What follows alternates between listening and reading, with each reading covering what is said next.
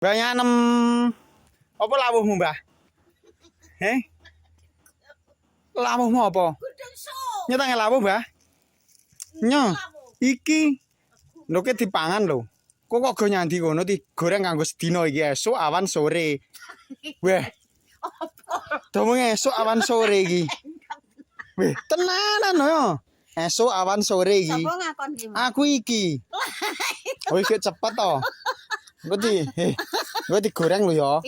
Boleh ora kok dilawuh awas, ora tak ngene. Matur nuwun lho, Le, ra iso males iki koso. Iya, ngene dilawuh tenan lho ya. Digoreng. Yo jangan endi? Lah iki to jangan. Jangan ngopo? Iya madang. War koke. Jangan ning kuali. Yo war ngerti ge lawuh tenan lho kanggo sedina kuwi esuk awan sore. Gendang gelis gede lho, Mbah.